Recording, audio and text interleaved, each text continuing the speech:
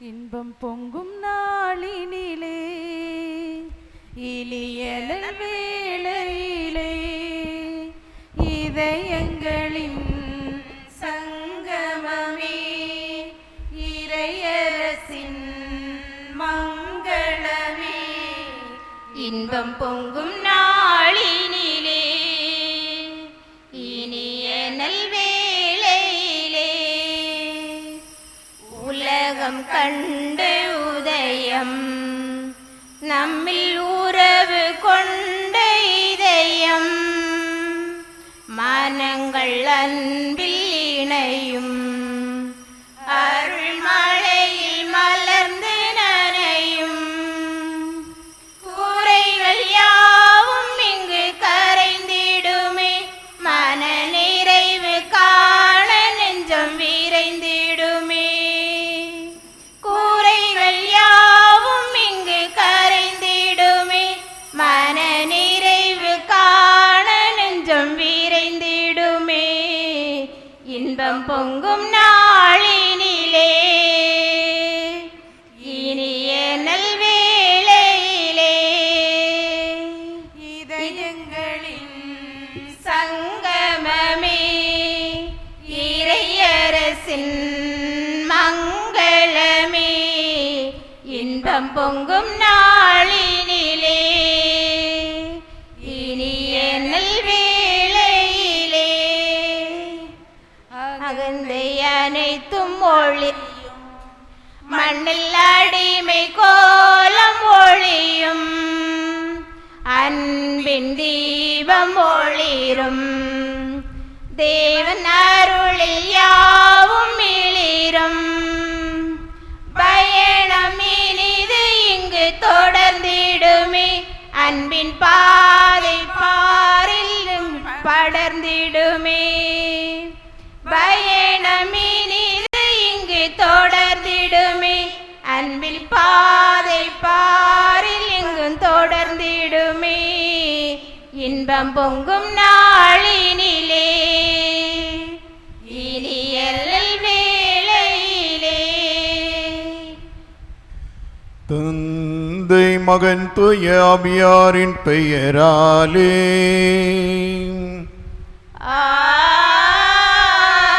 ஆமென். நம் ஆண்டவராகிய இயேசு கிறிஸ்துவின் அருளும் கடவுளின் அன்பும் தூய ஆவியானவரின் நட்புறவும் உங்கள் அனைவரோடும் இருப்பதாக.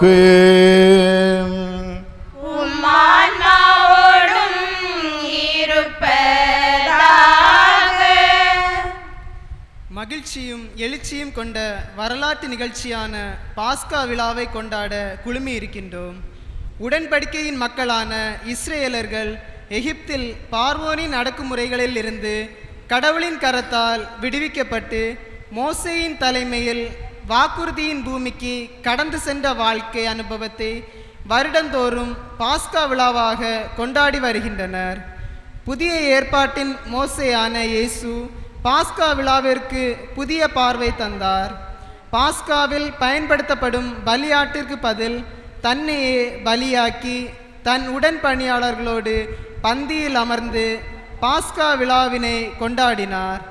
அவரது பாஸ்கா கொண்டாட்டத்தின் இறுதி ராவுணவு விழாவை நாம் இன்று நினைவு கூர்ந்து கொண்டாடுகிறோம். பாஸ்கா மகிழ்வுடனும் உணர்வுடனும் இந்த நாளில் திருச்சபை நற்கருணை மற்றும் குருத்துவம் ஆகிய அன்பின் அருட்சாதனங்கள் இயேசுவால் ஏற்படுத்தப்பட்ட நினைவு விழாக்களை கொண்டாட அழைக்கிறது. உலக உருண்டை சுழல்கிற வரையில் நம்மோடு கலந்திருப்பதாக உறுதியளித்த இயேசு அவரது அன்பின் உடனிருப்பாக உருவாக்கிய நலம் தரும் நற்கருணையையும் இறையாட்சியை அமைத்திடும் வேள்வியில் சாதாரணமும் பலவீனமும் இணைந்த கலவையான மனிதர்களை தேர்ந்து கொண்டு ஒப்புயர்வில்லா அருட்சாதனமான குருத்துவத்தையும் ஏற்படுத்திய நினைவை இன்று மகிழ்வுடன் விழாவாக்கி சிறப்பிக்கின்றோம்.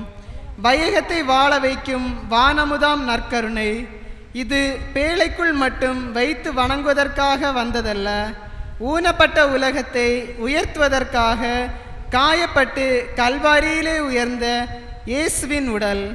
தியாக வாழ்விற்கு நம்மை திடப்படுத்தும் அர்ப்பணத்தின் அப்பம்.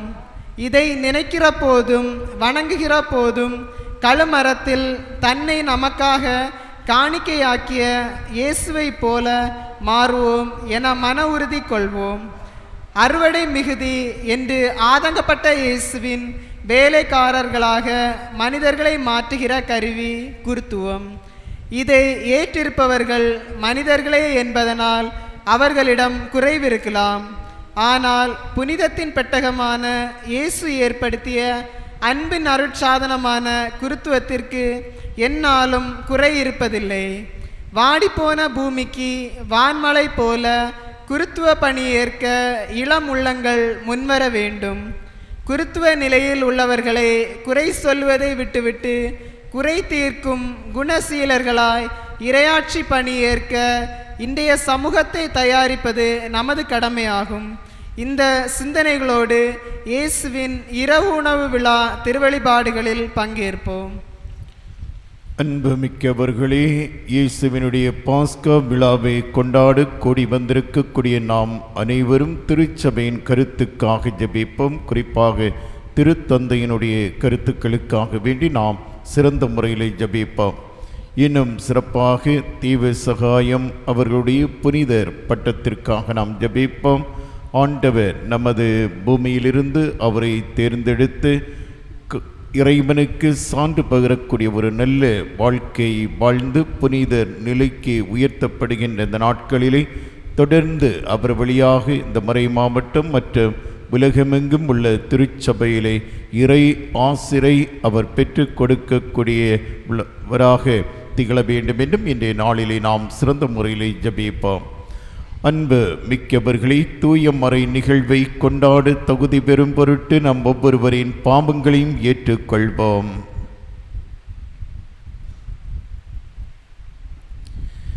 எல்லாம் வல்ல இறைவனிடமும் சகோதர சகோதரிகளே, உங்களிடமும் நான் பாவியை ஏற்றுக்கொள்கிறேன்.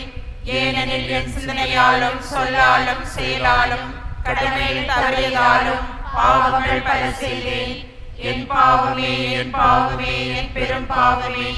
ஆகையால் இப்பொழுதும் கனியான கனிசமரியாயும் வானதூதர் புனிதர் அனைவரையும் சகோதர சகோதரிகளே உங்களையும் நம் தேவனாகிய ஆண்டவரிடம் எனக்காக வேண்டிக் கொள்ள மன்றாடுகிறேன். எல்லாம் வல்ல இறைவன் நம் மீது இரக்கம் வைத்து நம் பாவங்களை மன்னித்து நம்மை நிலை வாழ்விற்கு அழைத்து செல்வாராக. ஆமென். ஆண்டவரே இரக்கமாயிரும். ஆண்டவரே இரக்கமாயிரும். கிறிஸ்துவே இரக்கமாயிரும். கிறிஸ்துவே இரக்கமாயிரும். ஆண்டவரே இரக்கமாயிரும். ஆண்டவரே இரக்கமாயிரும். உன்னதங்களிலே இறைவனுக்கு மாட்சிமை உண்டாகுக. உலகினிலே நல் மனத்தவர்க்கு அமைதியும் உண்டாகுக. புகழ்கின்றோம் யாவும் உம்மையே. வாழ்த்துகின்றோம் இறைவனே. உமக்கு ஆராதனை புரிந்து உம்மை மகிமைப்படுத்துகின்றோம் யாம். உமது மேலாம் ஆட்சிமை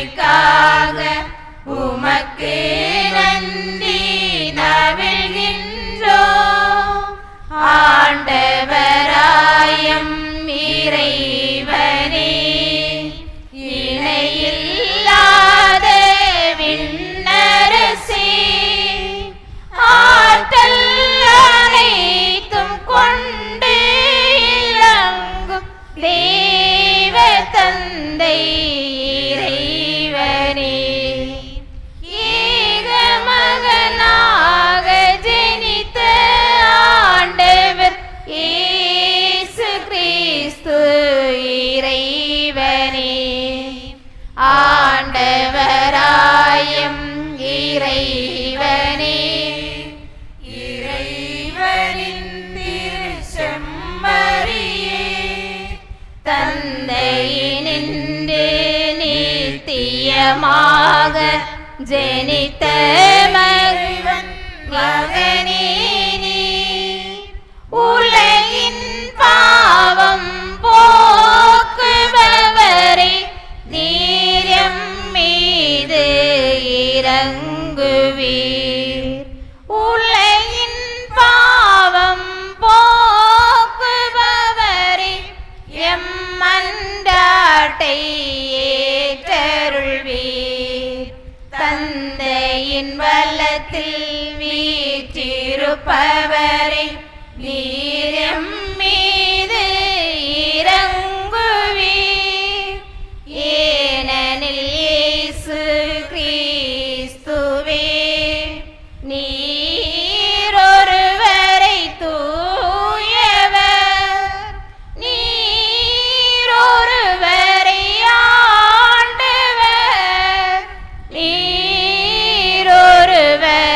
உன்னதர் பரிசுத்த ஆவியுடன் தந்தை இறைவன் மாட்சியில் உள்ளவர் நீரே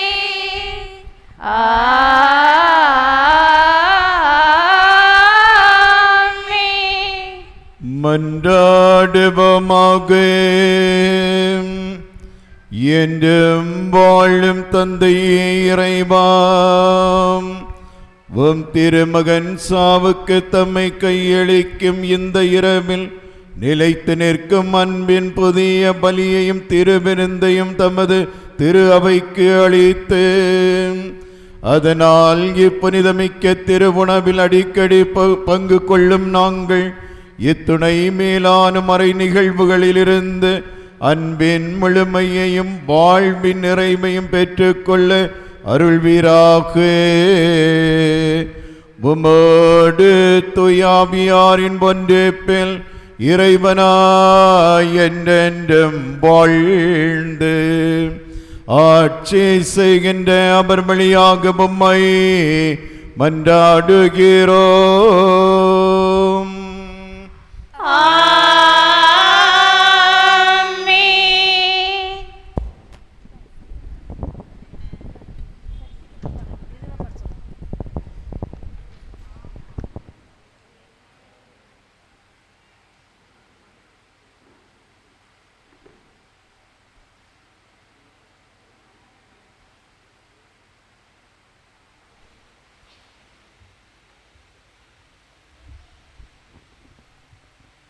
முதல் வாசகம் முன்னுரை.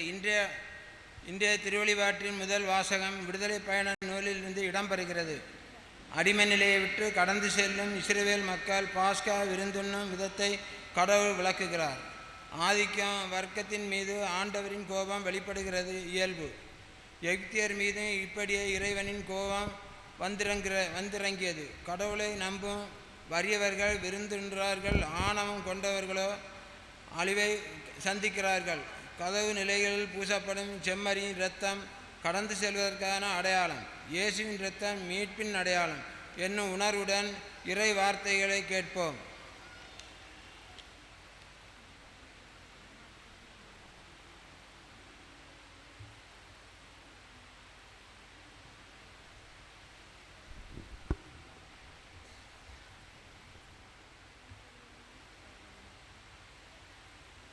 முதல் வாசகம் பாஸ்கா இராவுணவு பற்றிய விதிமுறைகள்.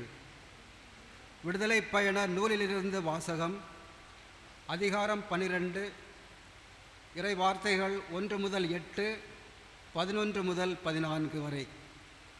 விடுதலை பயண நூலிலிருந்து வாசகம். அதிகாரம் 12, இறை வார்த்தைகள் 1 முதல் 8, 11 முதல் 14 வரை.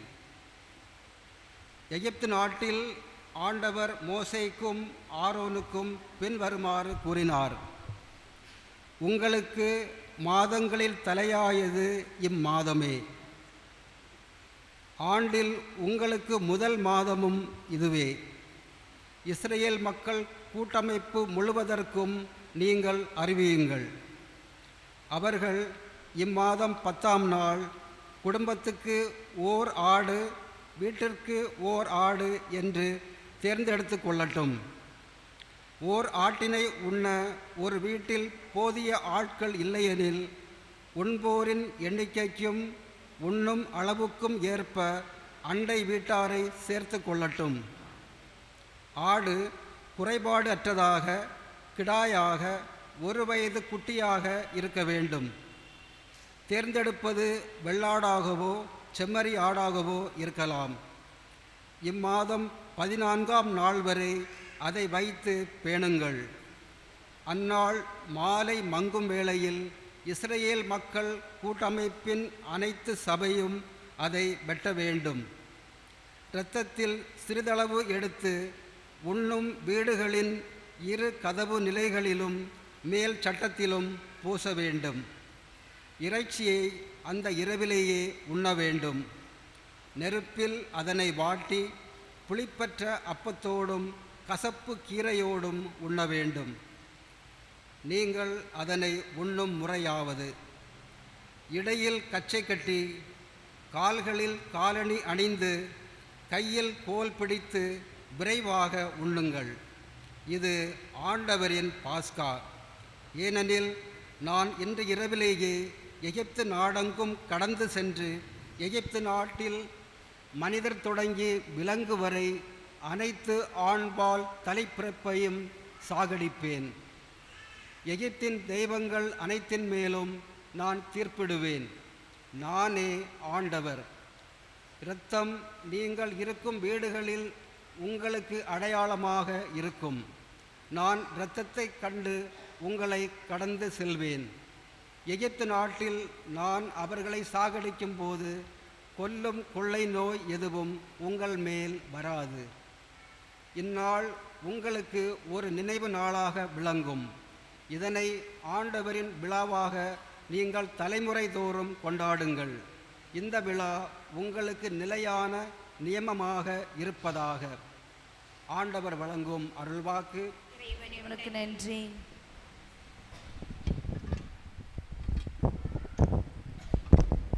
நாம் ஆசீர்வதிக்கும் கிண்ணம் கிறிஸ்துவின் இரத்தத்தில் பங்கு கொள்வதன்றோ.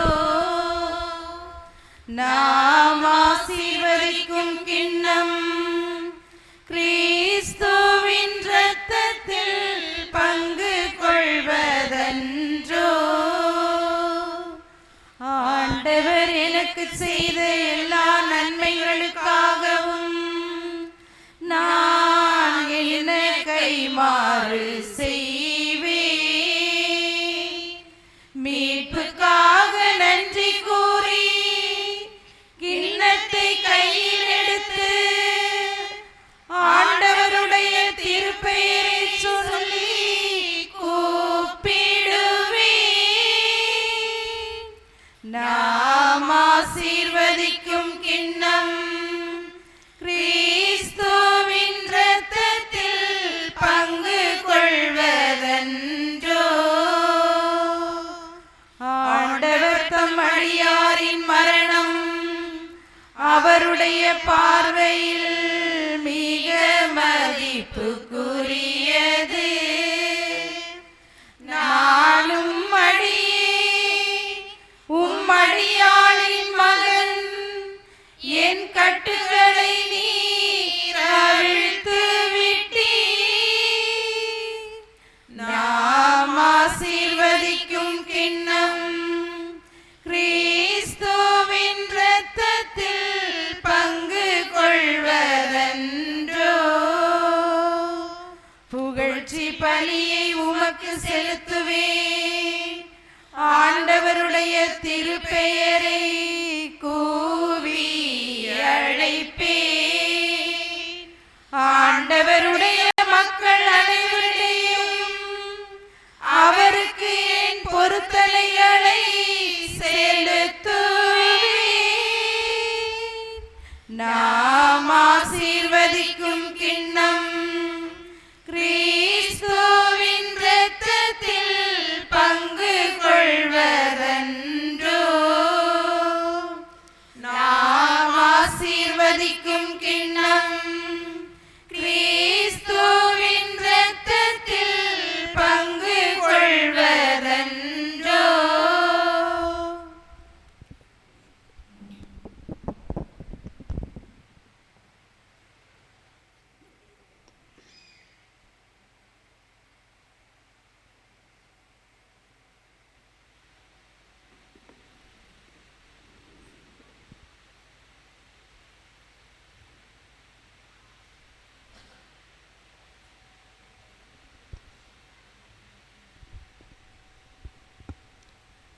இன்றைய இரண்டாம் வாசகமானது திருத்துதர் பவுல் கொரிந்தியருக்கு எழுதிய முதல் திருமுகம் 11ஆம் அதிகாரம் 23 முதல் 26 வரையுள்ள இறைவார்த்தையிலிருந்து எடுக்கப்பட்டுள்ளது.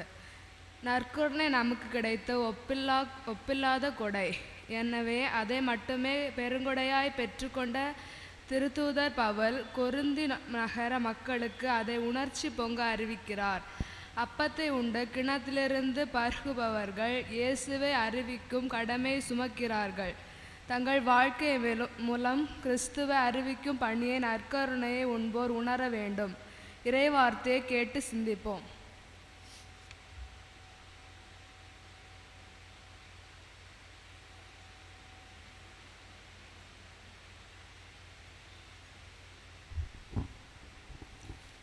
இரண்டாம் வாசகம். அப்பத்தை உண்டு கிண்ணத்தில் பருகும் போதெல்லாம் ஆண்டவருடைய சாவை அறிவிக்கிறீர்கள். திருத்தூதர் பவுல் கொரிந்தியருக்கு எழுதிய முதல் திருமுகத்திலிருந்து வாசகம். 11ஆம் அதிகாரம் 23 முதல் 26 வரை உள்ள இறைவார்த்தைகள். திருத்தூதர் பவுல் கொரிந்தியருக்கு எழுதிய முதல் திருமுகத்திலிருந்து வாசகம். 11ஆம் அதிகாரம் 23 முதல் 26 வரை உள்ள இறைவார்த்தைகள். சகோதரர் சகோதரிகளே, ஆண்டவரிடமிருந்து நான் எதை பெற்றுக்கொண்டேனோ அதையே உங்களிடம் ஒப்படைக்கிறேன். அதாவது ஆண்டவராகிய இயேசு காட்டி கொடுக்கப்பட்ட அந்த இரவில் அப்பத்தை எடுத்து கடவுளுக்கு நன்றி செலுத்தி அதை பிட்டு, இது உங்களுக்கான என் உடல், இதை என் நினைவாக செய்யுங்கள் என்றார். அப்படியே உணவு அருந்திய பின் கிண்ணத்தையும் எடுத்து, இந்த கிண்ணம் என் இரத்தத்தால் நிலைப்படுத்தப்படும் புதிய உடன்படிக்கை. நீங்கள் இதிலிருந்து பருகும் போதெல்லாம் என் நினைவாக இவ்வாறு செய்யுங்கள் என்றார். ஆதலால் நீங்கள் இந்த அப்பத்தை உண்டு கிண்ணத்திலிருந்து பருகும் போதெல்லாம் ஆண்டவருடைய சாவை அவர் வரும் வரை அறிவிக்கிறீர்கள். இது ஆண்டவர் வழங்கும் அருள்வாக்கு. இறைவனுக்கு நன்றி. புதியதோர் கட்டளை உங்களுக்கு தருகின்றேன், உங்களுக்கு நான் அன்பு செய்தது போலவே நீங்களும் ஒருவருக்கொருவர் அன்பு செய்யுங்கள் என்றுரைக்கின்றார் எம் பெருமான் இயேசு. ஆண்டவர் உங்களோடு இருப்பாராக. ஆன்மாவோடும் இருப்பாராக. யோவான் எழுதிய தூய நற்செய்தியிலிருந்து வாசகம். ஆண்டவரின் மாட்சி உமக்கே.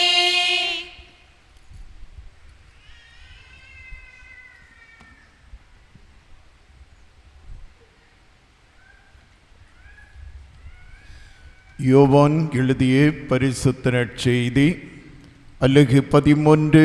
வாழ்வு தரும் இறை முத்துக்கள் 1-15 முடிய. பாஸ்கா விழா தொடங்க இருந்தது. தாம் இவ்வுலகத்தை விட்டு தந்தையிடம் செல்வதற்கான நேரம் வந்துவிட்டது என்பதை இயேசு அறிந்திருந்தார். உலகில் வாழ்ந்த தமக்குரியோர் மேல் அன்பு கொண்டிருந்த அவர் அவர்கள் மேல் இறுதி வரையும் அன்பு செலுத்தினார். இயேசுவை காட்டிக் கொடுக்கும் எண்ணத்தை அலகை சீமோனின் மகனாகிய யூதாஸ் இஸ்காரியோத்தின் உள்ளத்தில் எழ செய்திருந்தது. இரவுணவு வேளையில் தந்தை அனைத்தையும் தம் கையில் ஒப்படைத்துள்ளார் என்பதையும், தாம் கடவுளிடமிருந்து வந்தது போல் அவரிடமே திரும்பி செல்ல வேண்டும் என்பதையும் அறிந்தவராய் இயேசு பந்தியிலிருந்து எழுந்து தம் மேல் ஆடையை கழற்றி வைத்துவிட்டு ஒரு துண்டை எடுத்து இடுப்பில் கட்டி கொண்டார். பின்னர் ஒரு குவளையில் தண்ணீர் எடுத்து சீடர்களுடைய காலடிகளை கழுவி இடுப்பில் கட்டியிருந்த துண்டால் துடைக்கத் தொடங்கினார். சீமோன் பேதுருவிடம் இயேசு வந்தபோது அவர், ஆண்டவரே, நீரா என் காலடிகளை கழுவப் போகிறீர் என்று கேட்டார். இயேசு மறுமொழியாக, நான் செய்வது இன்னதென்று இப்போது உனக்கு புரியாது, பின்னரே புரிந்து கொள்வாய் என்றார். பேதுரு அவரிடம், நீர் என் காலடிகளை கழுவ விடவே மாட்டேன் என்றார். இயேசு அவரை பார்த்து, நான் உன் காலடிகளை கழுவாவிட்டால் என்னோடு உனக்கு பங்கு இல்லை என்றார். அப்போது சீமோன் பேதுரு, அப்படியானால் ஆண்டவரே, என் காலடிகளை மட்டும் அல்ல, என் கைகளையும் தலையையும் கூட கழுவும் என்றார். இயேசு அவரிடம், குளித்து விட்டவர் தம் காலடிகளை மட்டும் கழுவினால் போதும், அவர் தூய்மை ஆகிவிடுவார். நீங்களும் தூய்மையாய் இருக்கிறீர்கள், ஆனாலும் அனைவரும் தூய்மையாய் இல்லை என்றார். தம்மை காட்டிக் கொடுப்பவன் எவன் என்று அவருக்கு ஏற்கனவே தெரிந்திருந்தது. எனவேதான் உங்களுள் அனைவரும் தூய்மையாய் இல்லை என்றார். அவர்களுடைய காலடிகளை கழுவிய பின் இயேசு தம் மேல் ஆடையை அணிந்து கொண்டு மீண்டும் பந்தியில் அமர்ந்து அவர்களிடம் கூறியது, நான் உங்களுக்கு செய்தது என்னவென்று உங்களுக்கு புரிந்ததா? நீங்கள் என்னை போதகர் என்றும் ஆண்டவர் என்றும் அழைக்கிறீர்கள். நீங்கள் அவ்வாறு கூப்பிடுவது முறையே. நான் போதகர்தான், ஆண்டவர்தான். ஆகவே ஆண்டவரும் போதகருமான நான் உங்கள் காலடிகளை கழுவினேன் என்றால், நீங்களும் ஒருவர் மற்றவருடைய காலடிகளை கழுவ கடமைப்பட்டிருக்கின்றீர்கள்.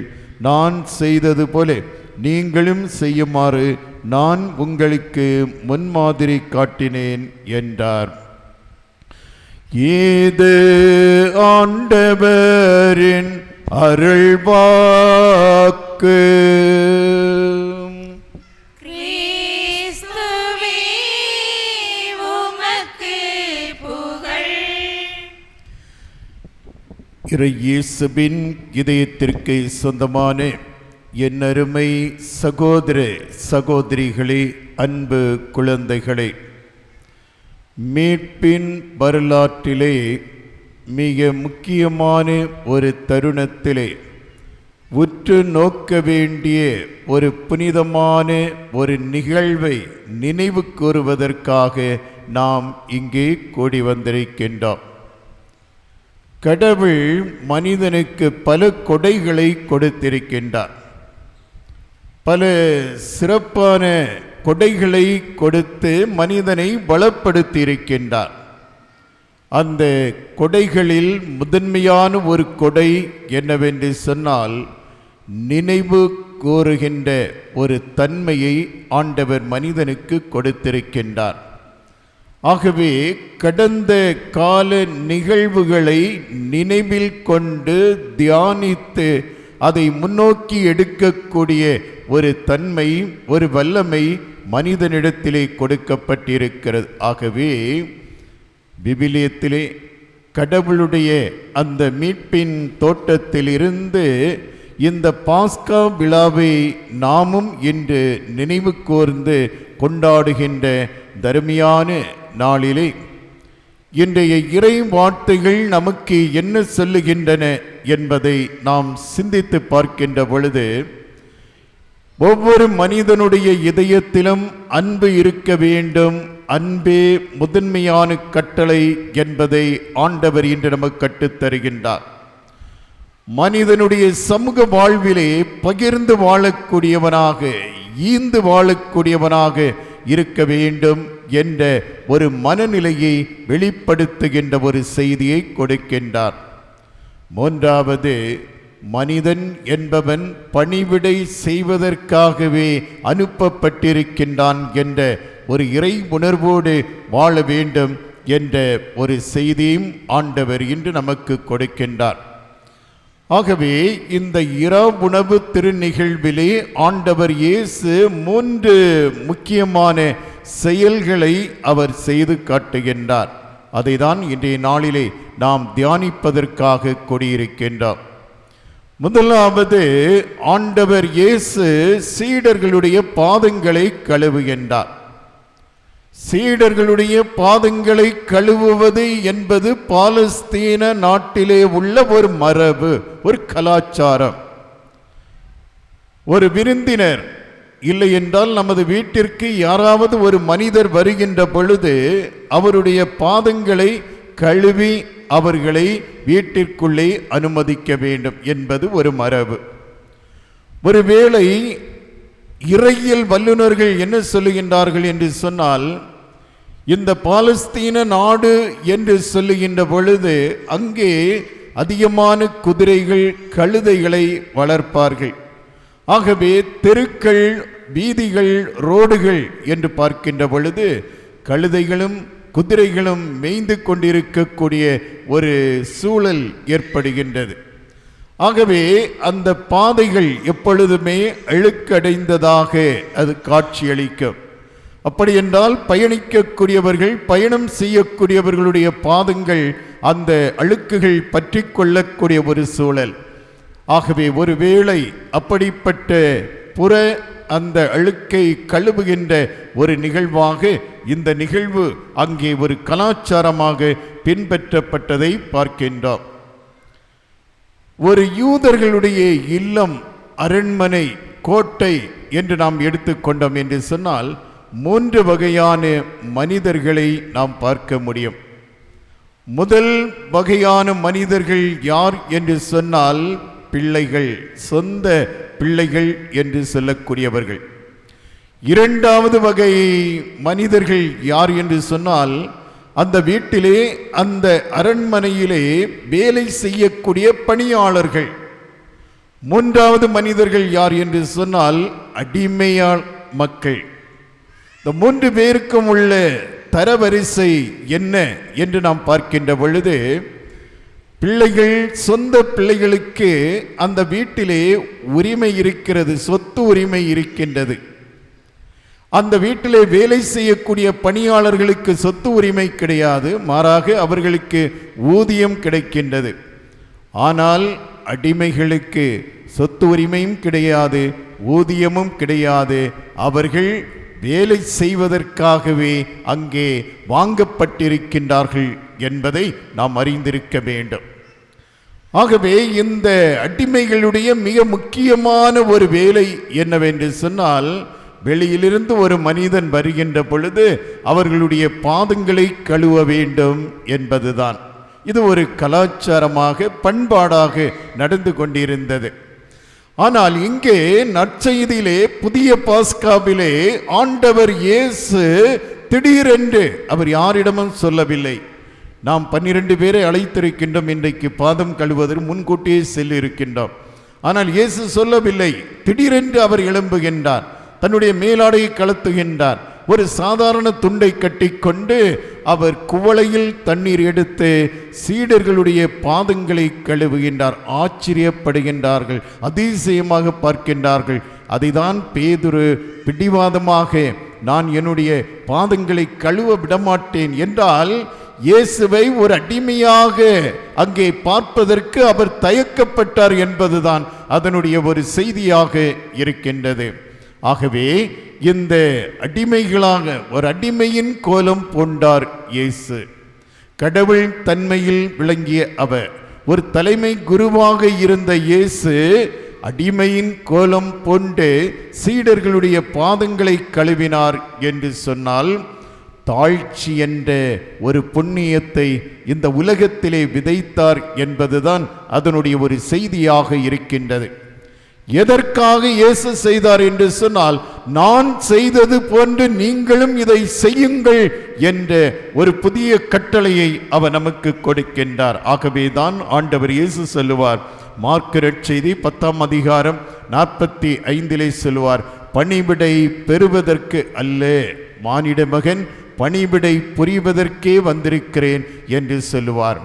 ஆகவே இந்த பாதம் கழுவுகின்ற இந்த திருச்சடங்கு என்பது முழுக்க முழுக்க தாழ்ச்சி என்ற ஒரு புண்ணியத்தை நமக்கு கற்றுத்தரக்கூடியதாக இருக்கின்றது. இயேசு தாழ்ச்சி உடையவராக இருந்தது போன்று நாமும் கிறிஸ்தவர்கள் ஒவ்வொருவருமே தாழ்ச்சி உடையவர்களாக இருக்க வேண்டும் என்ற ஒரு படிப்பினையை ஆண்டவர் நமக்கு கொடுக்கின்றார். பொதுவாக தபக்காலம் வந்துவிட்டது என்று சொன்னால் நாம் எல்லாமே திருப்பயணம் போகின்றோம், ஆலயங்களுக்கு செல்லுகின்றோம், திருத்தலங்களுக்கு செல்லுகின்றோம். இந்த ஆண்டு அப்படி இந்த திருப்பயணம் வந்தவர்களில் ஒரு குழுவினர் எங்களுடைய ஆலயத்திற்கு வந்தார்கள். காலையில் 7 மணிக்கு 3 வண்டி நிறைய ஆட்கள் வந்தார்கள். ஆலயத்திற்குள்ளே சென்று சிலுவை பாதை முதல் நிலை ஆண்டவர் தீர்ப்பிடப்படுகிறார் என்று சொல்லிக்கொண்டு அந்த முதல் நிலையை வாசித்தார்கள். இந்த சிலுவை பாதை முடிந்தவுடனே எல்லோரும் கரங்களை உயர்த்தி பொறுத்தருளும் கர்த்தாவே, இந்த ஜனங்களின் பாவங்களை பொறுத்தருளும் என்று பயங்கரமான சத்தம். அருமையான ஜெபம், அருமையான வழிபாடு அதிகாலையில். ஆனால் அந்த ஜெபமும் அந்த வழிபாடும் சிறிது நேரம் கூட நீடிக்கவில்லை அன்பர்களே. அவர்கள் ஆலயத்தை விட்டு வெளியே வருகின்ற பொழுது ஒரு வண்டியில் வந்த ஒரு பெண்மணி சொல்லுகின்றாள், இந்த வண்டியில் நான் ஏறமாட்டேன், இந்த வண்டியில் நான் வரமாட்டேன், எனக்கு வேறு வண்டியில் இடம் தாருங்கள் என்று சொல்லி. ஏன் இந்த வண்டியில் ஏறமாட்டேன்? அங்கே ஒரு கிறுக்கி இருக்கிறார், அங்கே ஒரு வாதை இருக்கு, அவன் எனக்கு தண்ணியை எடுத்து குடித்து விட்டான். அதிகாலையிலே சுடுதண்ணி வைத்திருந்தார், இந்த சுடுதண்ணியை அந்த அம்மா எடுத்து குடிச்சிடுச்சு. இப்போ என்னென்னா நான் அந்த வண்டியில் வரமாட்டேன் அப்படின்னு. அதை நடத்துனர்கள் ரொம்ப கஷ்டப்பட்டார்கள். ஏன்னா ஏற்கனவே அவங்கவங்க பிடித்தமான இடங்களில் இடம் பிடித்து வைத்திருப்பார்கள். சரி, அந்த இன்னொரு வண்டியிலேருந்து ஒரு அம்மாவை கூட்டிகிட்டு இந்த அம்மாவை அங்கே போங்க அப்படின்னு சொன்னால், அங்கே இருந்து ஒரு பொம்பளைச்சி இந்த டேஸ் மூவா இந்த வண்டியில் வரக்கூடாது, அப்படி அங்கே சண்டை போட்டவா இந்த வண்டியில் வரக்கூடாது. ஒரே குழப்பம். எங்கே நம்முடைய தாழ்ச்சி? இதைதான் ஆண்டவர் இயேசு மீண்டும் மீண்டும் நம்மை சிந்திக்க அழைக்கின்றார். இரண்டாவது, இந்த நாளிலே தான் ஆண்டவர் இயேசு நற்கருணை என்று சொல்லக்கூடிய ஒரு திருவருட் சாதனத்தை ஏற்படுத்துகின்றார் என்பதை நாம் அறிகின்றோம். பழைய பாஸ்கா என்று சொல்லுகின்ற பொழுது இஸ்ராயல் மக்கள் கடந்து சென்ற அந்த பயணத்தை நினைவு கொள்ளக்கூடிய ஒரு விழா. ஆகவே இயேசுவின் காலத்தில் கூட இந்த பாஸ்காவுக்காகத்தான் அழைக்கின்றார், சீடர்களை ஏற்பாடு செய்ய சொல்லுகின்றார். அதுவரையில் பழைய ஏற்பாட்டிலே பாஸ்கா கொண்டாட்டம் என்று சொன்னால் ஒவ்வொரு பாஸ்காவிலும் ஒவ்வொரு செம்மறி ஆடு அங்கே பலியிடப்படும் என்பதை நாம் அறிந்திருக்கின்றோம். ஆனால் இந்த புதிய பாஸ்காவிலே அதுவரை செம்மறிகளை பலியிட்ட அந்த கலாச்சாரம் மாற்றப்பட்டு ஆண்டவர் இயேசு அனைத்து செம்மறிகளுக்கும் பதிலாக ஒரே செம்மறியாக தன்னை பலியிடக்கூடிய ஒரு பாஸ்கா தான் இந்த பாஸ்கா நாள் என்பதை நாம் அறிந்திருக்கின்றோம். ஆகவே ஆண்டவர் இயேசு இது என் உடல், இது என் இரத்தம் என்று சொல்லுகிறார். இது என் உடல், இது என் இரத்தம், இதை உண்டு இதை குடிப்பவர்கள் நிலை வாழ்வு பெறுவார்கள் என்று சொல்லுகின்றார். ஆகவே தன்னுடைய உடலை அவர் உணவாக இந்த உலகிற்கு கொடுக்கின்றார். கடந்த சில நாட்களுக்கு முன்னதாக நாம் பத்திரிகையிலே வாசித்தோம், ஒரு பெண்மணி தன்னுடைய குழந்தைக்கு சேமியா நன்றாக பிடிக்கும், அது ஒரு உணவு. ஆனால் அந்த சேமியாவிலே எலி விஷத்தை கலக்கி கொடுக்கின்றாள். 1.5 வயதான ஒரு குழந்தை இறந்து விடுகின்றது. இன்னொரு குழந்தை ஆபத்து நிலையிலிருந்து இப்போது உயிர் பிழைத்து விட்டது என்பதை நாம் பார்க்கின்றோம். உணவு என்பது உயிர் வாழ்வதற்கு, ஆனால் இன்றைக்கு மனிதன் உயிரை பறிப்பதற்கு பயன்படுத்துகின்றான் என்பதை நாம் அறிந்திருக்கின்றோம். தாய்லாந்து நாட்டிலே ஒரு பெண்மணியானவள் விபத்திலே அடிபட்டு துடிதுடித்து சாகும் தருவாயிலே இருக்கின்றாள். அவளுடைய 6 மாத குழந்தையானது பசியால் அழுது புலம்புகின்றது.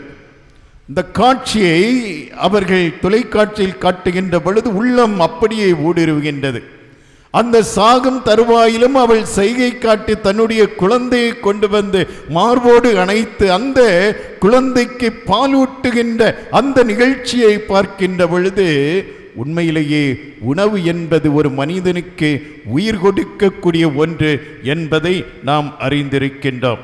ஆகவேதான் ஆண்டவர் இயேசு இந்த நற்கருணையை ஏற்படுத்தியிருக்கின்றார் என்று சொன்னால் நிலையான பசியை தீர்க்கக்கூடிய ஒரு உணவாக, ஆண்டவருடைய பிரசன்னமாக இதை அவர் நிலைநாட்டியிருக்கின்றார் என்பதை நாம் அறிந்திருக்கின்றோம். யோவான் நற்செய்தி 6 அதிகாரம் 35 நாம் வாசிக்கின்றோம், வாழ்வு தரும் உணவு நானே என்று சொல்லுகின்றார். ஆகவேதான் இயேசு பிறந்த பொழுது இவர் இந்த உணவை தான் அங்கே அடையாளப்படுத்தி காட்டுகின்றார். மாடுகள் அந்த உணவு கொடுக்கக்கூடிய தொட்டியிலே அவர் கிடத்தப்படுகின்றார் என்று சொன்னால் இந்த உலகுக்கெல்லாம் உணவாக மாறப்போகிறார் என்ற ஒரு அடையாளத்தை அது சுட்டி காட்டுகின்றது. ஆகவே ஏன் நற்கருணையை ஆண்டவர் ஏற்படுத்தினார் என்று சொன்னால் 2 காரியங்களை சொல்லுகின்றார். இந்த நற்கருணை என்பது நினைவு கூறுவதற்காக ஏற்படுத்தப்பட்டிருக்கிறது. ஒவ்வொரு நாளும் திருப்பலியின் பொழுது குருவானவர் இந்த அப்பத்தை எடுத்து இது என் உடல், இது என் இரத்தம் என்று சொல்லுகின்ற பொழுது ஆண்டவர் இயேசு இங்கே நினைவுபடுத்தப்படுகிறார். ஆண்டவர் இயேசுவினுடைய பாடுகள், மரணம், உயிர்ப்பு என்ற மறை நிகழ்வுகள் இங்கே நினைவுபடுத்தப்படுகின்றன என்று சொல்லுகின்றார். அதைதான் 1 கொரிந்தியர் 11 அதிகாரம் 25 வசனத்திலே நாம் வாசிக்கின்றோம்.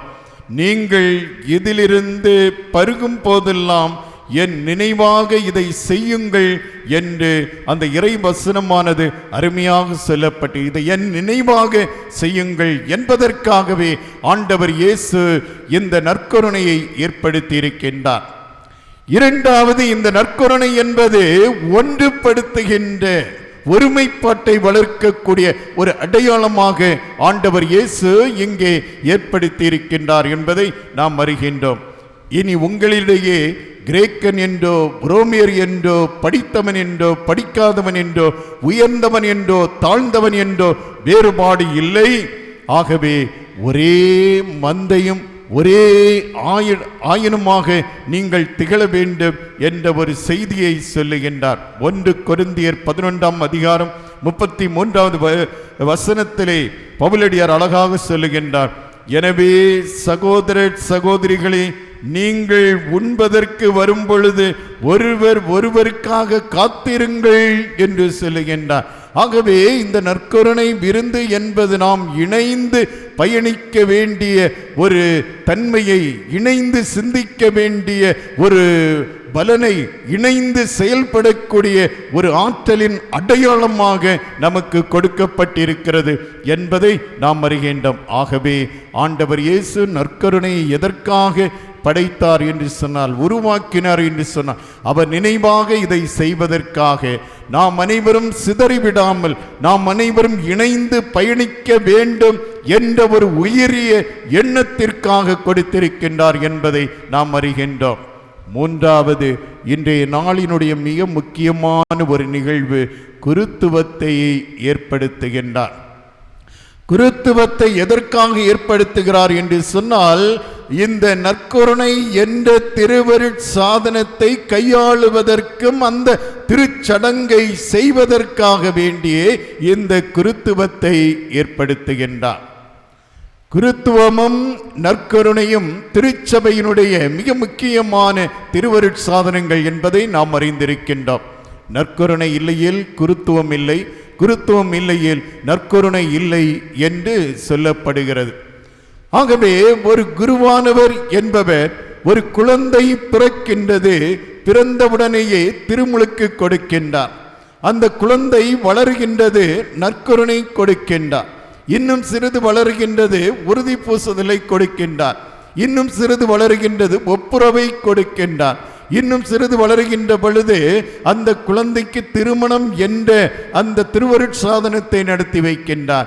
சாகும் தருவாயில் இருக்கின்ற பொழுது அங்கே அந்த நோயில் பூசுதல் என்ற ஒரு அந்த திருவருட் சாதனத்தை செய்கின்றார். இப்படி ஒரு மனிதனுடைய வாழ்க்கையிலேயே குழந்தை முதல் இறக்கின்றவரை ஒரு குருவானவர் இந்த திருவருட் சாதனங்களின் வழியாக ஆண்டவருடைய அருளையும் ஆண்டவருடைய ஆசிரையும் ஒரு மனிதனுக்கு பெற்றுக் கொடுக்கின்றார் என்பதை இந்த குருத்துவம் நமக்கு எடுத்துரைக்கின்றது. ஆகவே 2 கொரிந்தியர் 3 அதிகாரம் 5 பவுலடியார் அழகாக சொல்லுகின்றார், எங்களுக்கு தகுதி இல்லை எங்கள் தகுதி கடவுளிடமிருந்தே வருகிறது என்று சொல்லுகின்றார். ஆகவே குருக்கள் என்று சொல்லக்கூடியவர்கள் எல்லா தகுதியோடு அழைக்கப்படுகின்றார்கள் என்று அல்ல, மாறாக தகுதி அற்றவர்களை கடவுள் தேர்வு செய்து அவர் தகுதி உடையவர்களாக, பலமிக்கவர்களாக, சக்தி வாய்ந்தவர்களாக, சவால்களை சந்திக்கக்கூடியவர்களாக அவர்களை உருவாக்குகின்றார் என்பதுதான் அதனுடைய பயிற்சியினுடைய உள்கிடப்பாக இருக்கின்றது.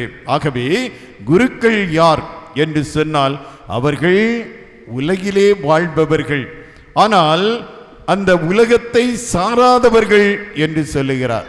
உலகில் வாழ்ந்தாலும் உலகத்தை சாராதவர்கள் தான் இந்த குருக்கள் என்ற ஒரு செய்தி நமக்கு கிடைக்கின்றது. ஆகவே குருக்கள் யார் என்று சொன்னால் எல்லாருடைய துன்பத்தையும் துடைக்கக்கூடியவர்கள், அருட்சாதனங்களை வழங்குகின்றவர்கள், சவால்களை சந்திக்கக்கூடியவர்கள், எல்லாரையும் அன்பு செய்யக்கூடிய மனம் படைத்தவர்கள் தான் குருக்கள். அதற்காகவே குருக்களை ஆண்டவர் உருவாக்கி இருக்கின்றார் என்பதை நாம் அறிகின்றோம். மார்க் நற்செய்தி 4ஆம் அதிகாரம் 35வது வசனம் சொல்லுது, அக்கரைக்கு செல்வோம் வாருங்கள் என்று ஆண்டவர் இயேசு சீடர்கள் மீது கொண்டிருந்த கரிசனை அவர்களை தனிமையான இடத்திற்கு போய் அவர்களுக்கு ஓய்வு கொடுக்கின்றார், அவர்களோடு உரையாடுகின்றார், அவர்களை தட்டி கொடுக்கக்கூடியவராக இருக்கின்றார். யோவான் நற்செய்தி 1ஆம் அதிகாரம் 43 வாசிக்கின்றோம்.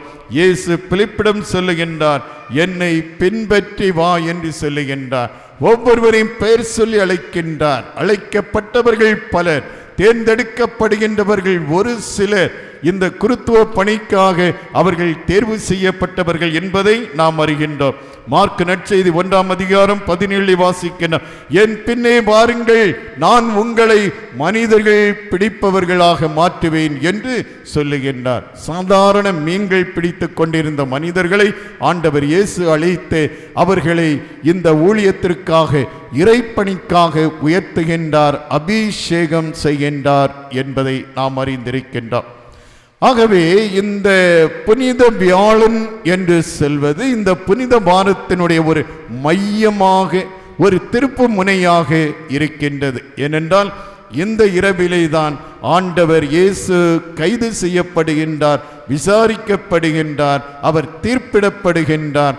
அவருடைய கல்வாரி பயணத்தை தொடர்ந்து நாளைய தினத்திலே அவருடைய அந்த மீட்பின் வரலாற்றினுடைய அந்த முற்றுப்புள்ளி மரணம் என்று சொல்லக்கூடிய நிலையை அடைய இருக்கின்றார். ஆகவே நாம் விழித்திருந்து ஜெபிப்பதற்காக, தியானிப்பதற்காக வந்திருக்கக்கூடிய இந்த நேரத்திலே 3 நிகழ்வுகளை நாம் மனதில் கொள்ள வேண்டும். ஒன்று, ஆண்டவர் பாதம் கழுவினார். தாழ்ச்சி என்ற ஒரு பண்பை நமக்கு கற்றுத் தந்திருக்கின்றார். தாழ்ச்சி உடையவர்களாக நாம் வாழ வேண்டும். நற்கருணையை அவர் உருவாக்கி இருக்கின்றார். அதை நாம் நினைவு கூற நாம் கடமைப்பட்டிருக்கின்றோம். இறை பிரசன்னத்தை உணர்ந்து இணைந்து வாழ நாம் அழைக்கப்படுகின்றோம். மூன்றாவது, குருத்துவத்தை அவர் ஏற்படுத்தினார். அழைக்கப்பட்டவர்களை அவர் தேர்வு செய்கின்றார். ஆண்டவர் இன்றும் சொல்லுகின்றார், அறுவடை மிகுதி, வேலையாட்களோ குறைவு. ஆகவே நமது பிள்ளைகளையும் இந்த இறை பணிக்காக நாம் அனுப்ப வேண்டும். இந்த இறை பணிக்காக நம்மை அர்ப்பணிக்க வேண்டும், நாம் முன்வர வேண்டும் என்ற ஒரு இறை செய்தியையும் ஆண்டவர் நமக்கு கொடுக்கின்றார். ஆகவே அப்படிப்பட்ட இறை உணர்வோடு இன்றைய வழிபாட்டிலே நாம் இணைந்து ஜெபிப்போம். ஆமேன்.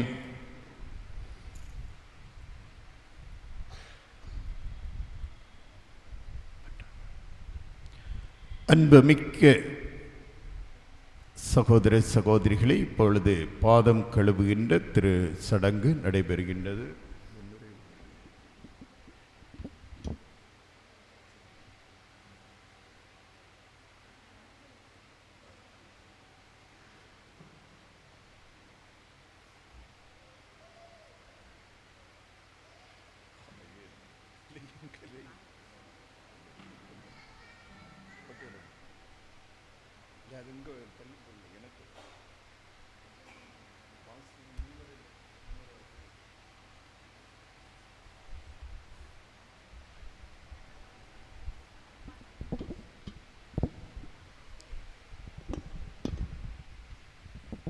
பஸ்கா உணவினை அருந்திட சீடரோடு இயேசு வந்து பந்தியிலே அமர்ந்திருந்தார். தம்மேலாடை களைந்து இடுப்பினில் துண்டை கட்டி சீடரிடம் எழுந்து வந்தார். பஸ்கா உணவினை அருந்திட சீடரோடு இயேசு வந்து பந்தியிலே அமர்ந்திருந்தார். தம்மேலாடை களைந்து இடுப்பினில் துண்டை கட்டி சீடரிடம் எழுந்து வந்தார். குவளையில் தண்ணீர் கொண்டு சீடர்களின் பாதம் தொட்டு கழுவி துடைத்து விட்டார்.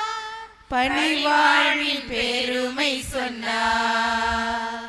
சீமோன் ராயப்பரை நாடி வந்து பாதங்களை கழுவிட இயேசு வந்த நேரத்திலே ராயப்பரோ பாதங்களை இயேசுவிடம் காட்டாது உரிமையில் கடிந்து கொண்டார். என்னுடைய பாதங்களை என் ஆண்டவர் கழுவுவதா? ஒருபோதும் அனுமதியே, ஒரு காலம் சம்மதியே. நான் செய்வது இன்னதென்று இப்போது புரியாது, பின்னரே புரிந்து கொள்வாய். உன் பாதம் கழுவிட அனுமதியாவிடு, என்னோடு பங்கில்லை. ஆண்டவரே போதகரே, என் கால்களை மட்டுமல்ல, என் கைகளை தலையையுமே முழுவதும் கழுவிவிடும். முழுவதும் குளிப்பவன் கால் மட்டும் கழுவினால் போதுமென்று அறியாயோ? நான் செய்வதன் அர்த்தம் என்னவென்று உமக்கு இந்நேரம் புரியாதோ? நான் ஆண்டவர் போதகர்தான், முன்மாதிரி காட்டுகிறேன். நீங்கள் ஒருவரொருவர் பாதங்களை கழுவுங்கள். இயேசு சொன்ன வார்த்தைகளை மனதில் இருத்தி நாமும் வாழ்ந்திடுவோம். பிறர் பணி செய்து வாழ்வதே நம் வாழ்வில் கடமை, சீடரின் தகுதி என்போம். பஸ்கா உணவினை அருந்திட சீடரோடு இயேசு வந்து பந்தியிலே அமர்ந்திருந்தார். தம்மேலாடை களைந்து இடுப்பினில் துண்டை கட்டி சீடரிடம் எழுந்து வந்தார். குவளையில் தண்ணீர் கொண்டு சீடர்களின் பாதம் தொட்டு கழுவி துடைத்து விட்டார். பணிவாழ்வின் பெருமை சொன்னார். சீமோன் ராயப்பரை நாடி வந்து பாதங்களை கழுவிட இயேசு வந்த நேரத்திலே ராயப்பரோ பாதங்களை இயேசுவிடம் காட்டாது உரிமையில் கடிந்து கொண்டார். என்னுடைய பாதங்களை என் ஆண்டவர் கழுவுவதா? ஒருபோதும் அனுமதியே, ஒரு காலம் சம்மதியே. நான் செய்வது இன்னதென்று இப்போது புரியாது, பின்னரே புரிந்து கொள்வாய். உன் பாதம் கழுவிட அனுமதியா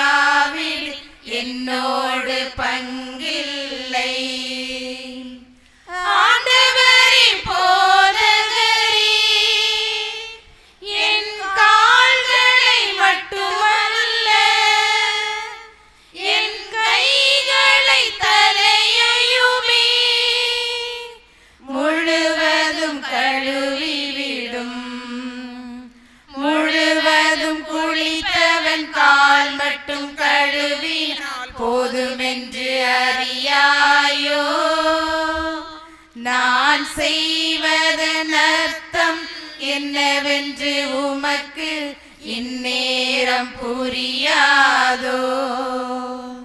நான் ஆண்டவர் போதகர்தான் முன்மாதிரி காட்டுகிறேன்.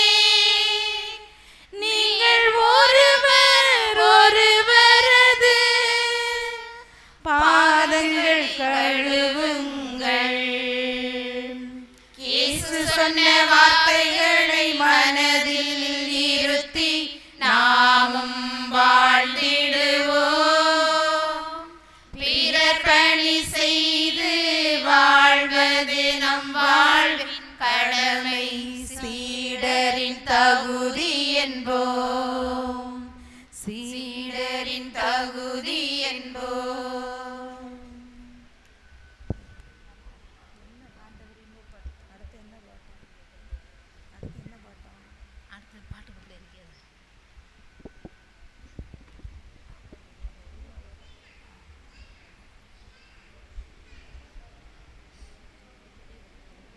ஆண்டவரே, நீரோ என் பாதங்களை கழுவுவது.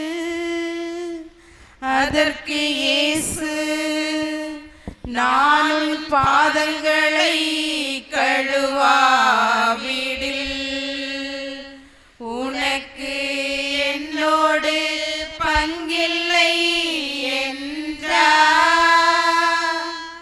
சீமோன் ராயப்பரிடம் அவர் வரவே, ராயப்பர் அவரை நோக்கி சொன்னது, ஆண்டவரே, நீரோ என் பாதங்களை கழுவுவது. அதற்கு இயேசு, நான் உன் பாதங்களை கழுவாவிடில் உனக்கு என்னோடு பங்கில்லை என்றார். நான் செய்வது இன்னதென்று உனக்கு இப்போது தெரியாது, பின்னரே விளங்கும். ஆண்டவரே, நீரோ என் பாதங்களை கழுவுவது. அதற்கு இயேசு, நான் உன் பாதங்களை கழுவாவிடில்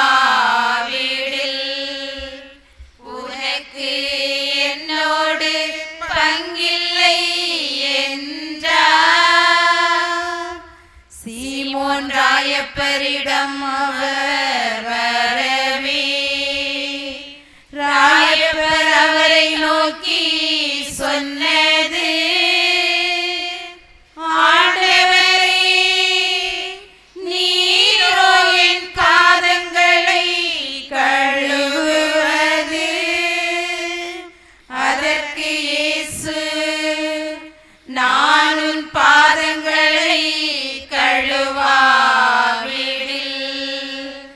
உனக்கு என்னோடு பங்கில்லை என்றார்.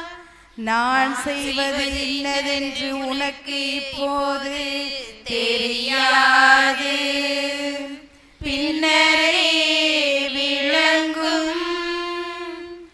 ஆண்டவரே, நீரோ என் பாதங்களை கழுவுவது.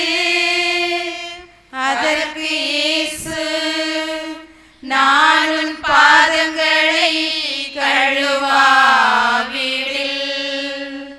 உனக்கு என்னோடு பங்கில்லை என்றார்.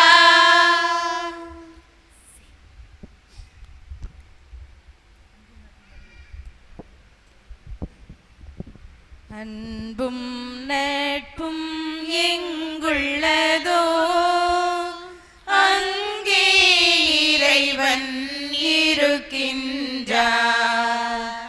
அன்பும் நட்பும் எங்குள்ளதோ அங்கே இறைவன் இருக்கின்றார். கிறிஸ்துவின் அன்பு நம்மை எல்லாம் ஒன்றாய் கூட்டி சேர்த்ததுவே அவரில் கழித்திடுவோம் யாம் அவரில் மகிழ்ச்சி கொள்வோமே.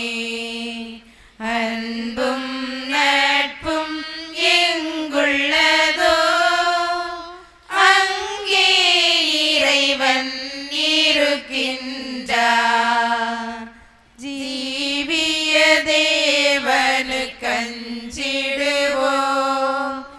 அவருக்கு அன்பு செய்திடுவோம்.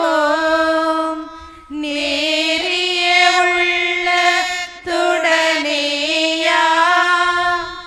ஒருவரை ஒருவர் நேசிப்போம். அன்புமிக்க சகோதர சகோதரிகளே, புனிதமான இந்த இரவிலே ஆண்டவரோடு இணைந்து இந்த பாஸ்காவை கொண்டாடி கொண்டிருக்கக்கூடிய நாம் நமது தேவைகள், நமது குடும்பம், நமது திரு அவையின் தேவைகளுக்காக வேண்டி நாம் ஜெபிப்போம். தூபம் போல் என் ஜெபம் உந்தன் பாதம் சேர வேண்டும். நேச தந்தாய் உந்தன் அருள் எம்மை சேர வேண்டும். தூபம் போல் என் ஜெபம் உந்தன் பாதம் சேர வேண்டும். நேச தந்தாய் உந்தன் அருள் எம்மை சேர வேண்டும்.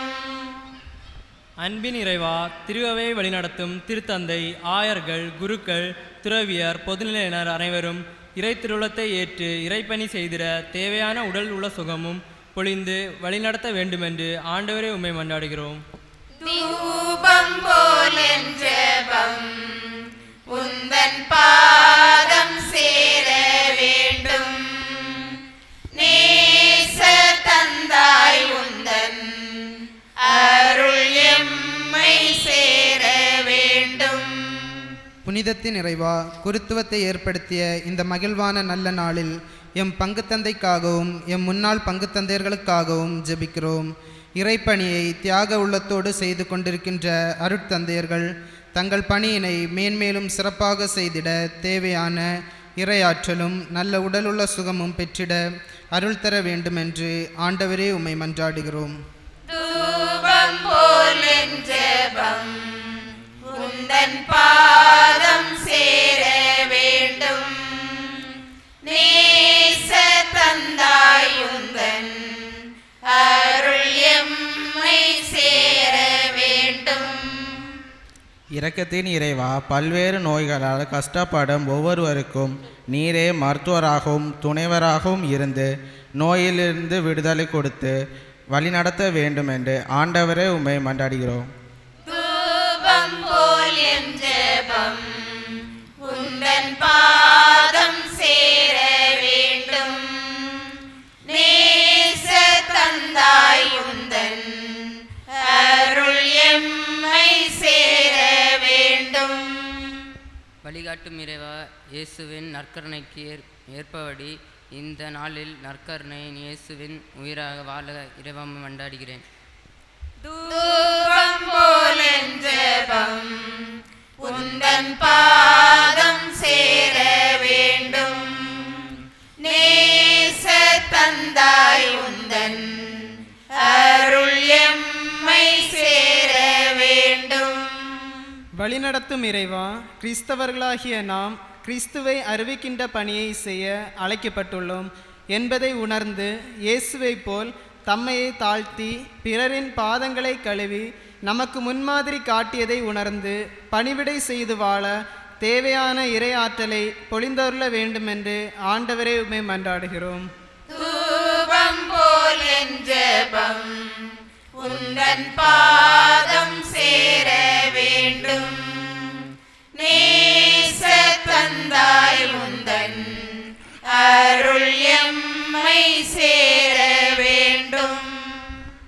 பல்வேறுபட்ட நமது தேவைகளை ஆண்டவருடைய திருப்பாதத்திலே பதிவு செய்திருக்கின்றோம், ஜபித்திருக்கின்றோம். ஒருவரின் தனிப்பட்ட தேவைகளுக்காக வேண்டியும் சிறிது நேரம் அமைதியாக ஜபிப்போம். என்றும் வாழும் தந்தை இறைவாம், இந்த பாஸ்கா திருநாளிலே நாங்கள் ஒன்று கூடி உம்முடைய திருப்பாதத்திலே பதிவு செய்த அனைத்து ஜபங்கள், வேண்டல்கள், மன்றாட்டுக்களை கனிவோடு ஏற்றுக்கொள்ளும். இந்த புனித வாரம் முடிந்து உயிர்ப்பின் காலத்திலே பயணிக்கின்ற பொழுது புது வாழ்வு பெற்றவர்களாக புது உணர்வோடு நாங்கள் புதிய வாழ்வு வாழ்வதற்கான ஆற்றலை, அருட்கொடைகளை நிறைவாக கொடுத்து வழிநடத்திட வேண்டுமென்று எங்கள் ஆண்டவராகிய கிறிஸ்து வழியாக உம்மை மன்றாடுகின்றோம். அன்பும் நட்பும் எங்குள்ளதோ அங்கே இறைவன் இருக்கின்றார். அன்பும் நட்பும் எங்குள்ளதோ அங்கே இறைவன் இருக்கின்றார். ஜீவிய தேவனுக்கு அஞ்சிடுவோம், அவருக்கு அன்பு செய்திடுவோம். நேரிய உள்ளத்துடனேயா ஒருவரை ஒருவர் நேசிப்போம். அன்பும் நட்பும் எங்குள்ளதோ அங்கே இறைவன் இருக்கின்றார். எனவே ஒன்றாய் நாமெல்லாம் வந்து கூடும் போதினிலே மனதில் வேற்றுமை கொள்ளாமல் விழிப்பாயிருந்து கொள்வோமே. அன்பும் நட்பும் எங்குள்ளதோ அங்கே இறைவன் இருக்கின்றார். தீய சச்சரவுகள் ஒழிந்திடுக, பிணக்குகள் எல்லாம் போய் ஒழிக. நமது நடுவில் நம் இறைவன் கிறிஸ்து நாதர் இருந்திடுக. அன்பும் நட்பும் எங்குள்ளதோ அங்கே இறைவன் இருக்கின்றார். அன்புமிக்க சகோதர சகோதரிகளே, என்னுடையதும் உங்களுடையதுமான இம்மறைபொருள் எல்லாம் வல்ல இறைவனுக்கு ஏற்றதாகும்படி ஜபியுங்கள். ஆண்டவர் தமது பெயரின் புகழ்ச்சிக்காகவும் ஆட்சிக்காகவும் நமது நன்மைக்காகவும் புனித திரு அவை அனைத்தின் நலனுக்காகவும் உமது கையிலிருந்து பலியை ஏற்றுக்கொள்வாராக. கருணையின் வடிவே இறைவா, எப்பொழுதெல்லாம் எப்பலியின் நினைவு கொண்டாடப்படுகின்றதோ அப்பொழுதெல்லாம் எங்கள் மீட்பின் செயல் நிறைவேற்றப்படுகின்றன. எனவே நாங்கள் இம்மறை நிகழ்வுகளில் தகுதியுடன் பங்கேற்க எங்களுக்கு அருள்வீராக. எங்கள் ஆண்டவராகிய கிறிஸ்து வழியாக உம்மை மன்றாடுகிறோம்.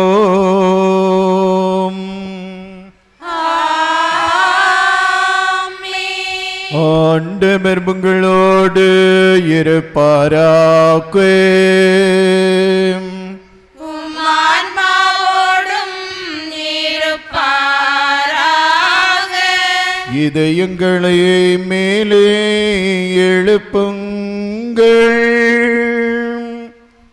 ஆண்டவரிடம் எழுப்பியுள்ளோம். நம் இறைவனாகிய ஆண்டவருக்கு நன்றி பாடுவோம். அது தகுதியும் நீதியுமானது. ஆண்டவரே, தூயவரான தந்தையே, என்றும் வாழும் எல்லாம் வல்ல இறைவா, அன்பார்ந்த மகன் இயேசு கிறிஸ்து வழியாக எந்நாளும் எவ்விடத்திலும் நாங்கள் உமக்கு நன்றி செலுத்துவது மெய்யாகவே தகுதியும் நீதியுமாகும். எங்கள் கடமையும் மீட்புக்குரிய செயலுமாகும். உமது வார்த்தையான அவர் வழியாக அனைத்தையும் படைத்தீர். அவரையே மீட்பராகவும் ஈடேற்றுபவராகவும் எங்களுக்கு அனுப்பினேன். அவர் தூயாவியால் உடலெடுத்து கன்னி மரியாவிடம் இருந்து பிறந்தார். அவர் உமது திருவுள்ளத்தை நிறைவேற்றி புனித மக்களை உமக்கு பெற்றுத்தர தம் கைகளை விரித்து பாடுபட்டார். இவ்வாறு அவர் சாவை வென்று உயிர்ப்பை வெளிப்படுத்தினான். ஆகவே வானதூதரோடும் புனிதர் அனைவரோடும் சேர்ந்து நாங்கள் உமது மாட்சியை புகழ்ந்துரைத்து ஒரே குரலாய் பாடுவதாவது: தூயவர் தூயவர் தூயவர் வான்படைகளின் கடவுளாம் ஆண்டவர். விண்ணகமும் மண்ணகமும் உமது மாட்சியால் நிறைந்துள்ளன. உன்னதங்களிலே ஓசன்னா, உன்னதங்களிலே ஓசன்னா. ஆண்டவர் பெயரால் வருகிறவர் ஆசீர் பெற்றவர். உன்னதங்களிலே ஓசன்னா, உன்னதங்களிலே ஓசன்னா. ஆண்டவரே, நிர்மையாகவே தூயவர், தூய்மை அனைத்திற்கும் ஊற்று. ஆகவே உம்முடைய ஆவியை பொழிந்து இக்காணிக்கைகளை தூய்மைப்படுத்த உம்மை வேண்டுகின்றோம். இவ்வாறு எங்கள் ஆண்டவர் இயேசு கிறிஸ்துவின் திரு உடலும் திரு இரத்தமுமாக எங்களுக்கு இவை மாறுவனவாக. அவர் பாடுபட உள்ளம் கனிந்து தம்மை கையளித்த போது அப்பத்தை எடுத்து நன்றி செலுத்தி அதை பிட்டு சீடர்களுக்கு கொடுத்து கூறியதாவது: அனைவரும் இதிலிருந்து பெற்று உண்ணுங்கள், ஏனெனில் இது உங்களுக்காக கையளிக்கப்படும் என் உடல்.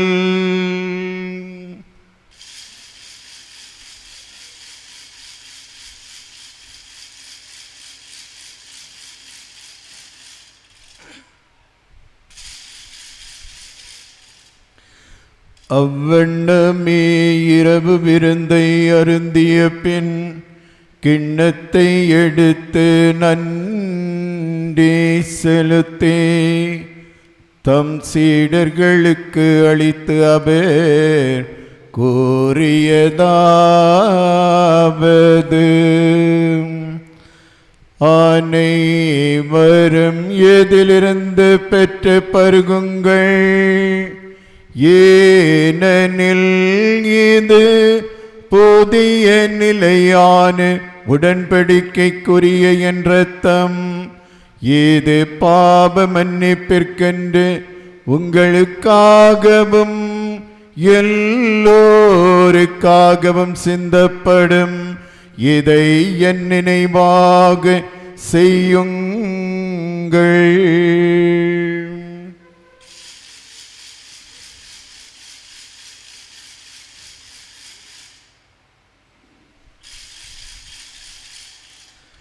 இது நம்பிக்கையின் மறைபொருள்.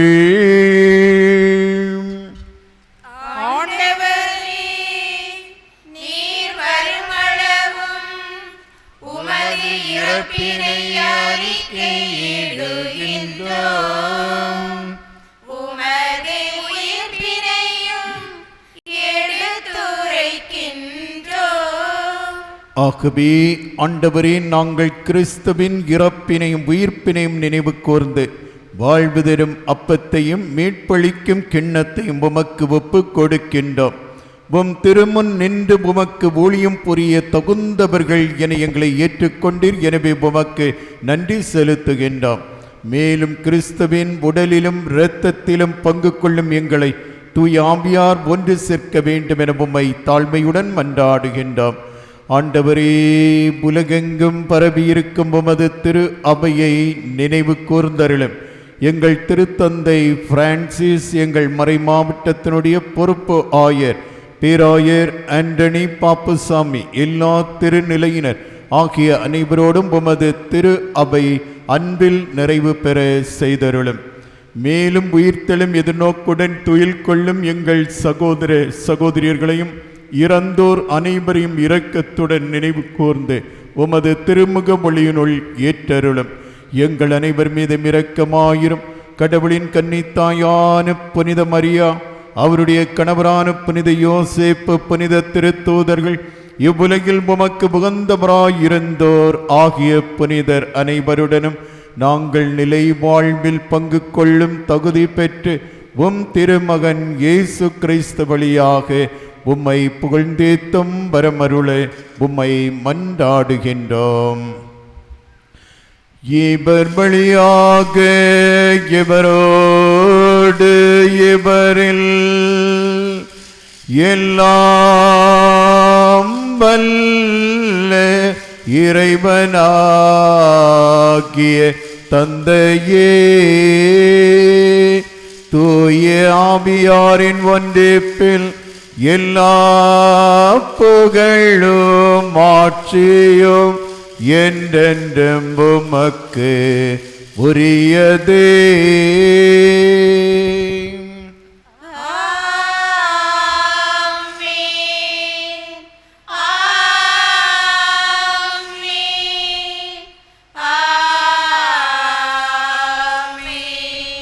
மீட்பரின் கட்டளையால் கற்பிக்கப்பட்டு இறைப்படிப்பினையால் பயிற்சி பெற்ற நாம் இணைந்து பாடுவோம். விண்ணுலகில் இருக்கின்ற எங்கள் தந்தை, உமது பெயர் தூயதென போற்ற பெருக, உமது ஆட்சி வருக, உமது திருவுளம் விண்ணுலகில் நிறைவேறுவது போல மண்ணுலகிலும் நிறைவேறுக. எங்கள் அன்றாட உணவை இன்று எங்களுக்கு தாரும்.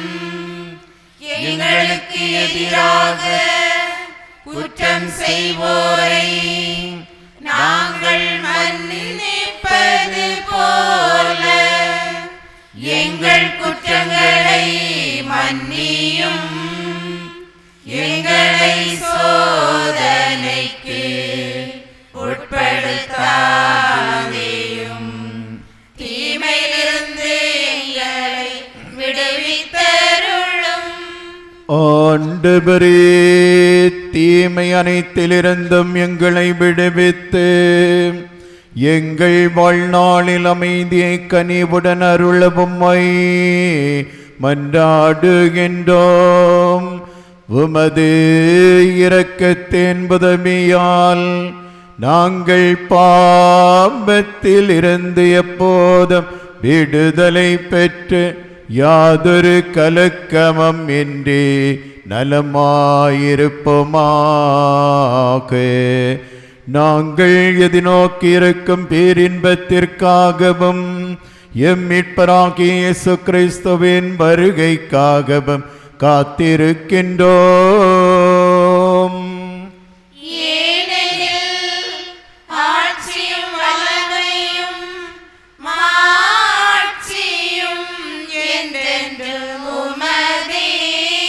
ஆண்டவராகிய இயேசு கிறிஸ்துவே, அமைதியை உங்களுக்கு விட்டு செல்கின்றேன், என் அமைதியாய் உங்களுக்கு அளிக்கின்றேன் என்று திருத்தூதர்களுக்கு மொழிந்தீரே. எங்கள் பாவங்களை பாராமல் உமது திரு அவையின் நம்பிக்கையை கண்ணோக்கி உமது திருவுளத்திற்கு ஏற்ப அதற்கு அமைதியாயும் ஒற்றுமையையும் அளித்தருள்வீராக. என்றென்றும் வாழ்ந்து ஆட்சி செய்கின்றவர் நீரே.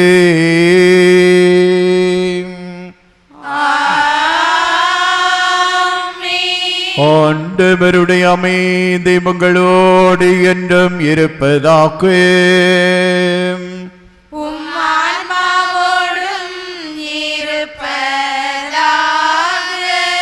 ஒருவர் ஒருவரோடு உறவின் வாழ்த்துக்களை தெரிவித்துக் கொள்வோம்.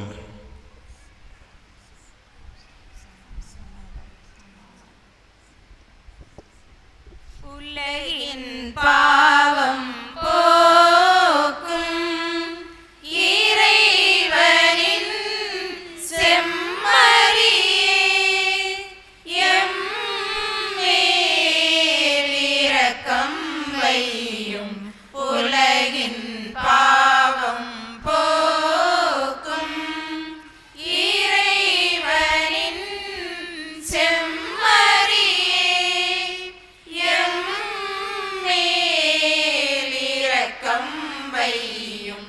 உலகின் பாவம் போக்கும் இறைவனின் செம்மறியே, எமக்கு அமைதியருளும். இதோ இறைவனின் செம்மறை, இதோ உலகின் பாவங்களை போக்குகின்றவர்.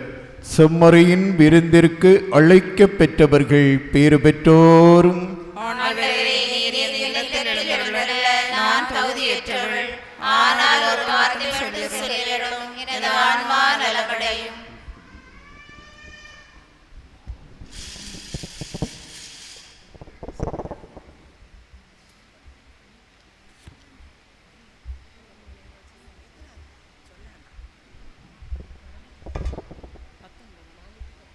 பாடல் எண் 410.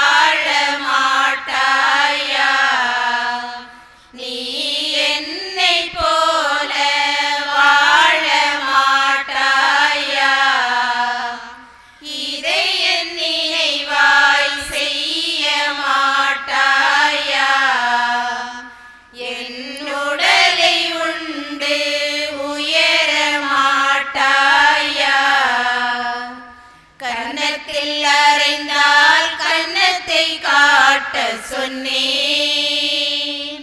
தீமை செய்தால் நன்மை செய்ய சொன்னேன்.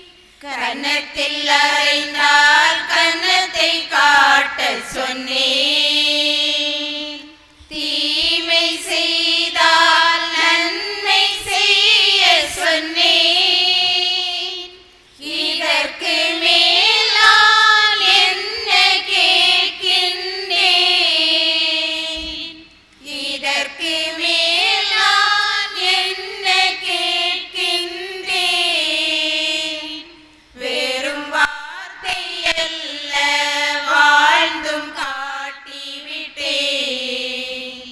வெறும் வார்த்தை அல்ல, வாழ்ந்தும் காட்டிவிட்டேன். இதை என் நினைவாய் செய்ய மாட்டாயா?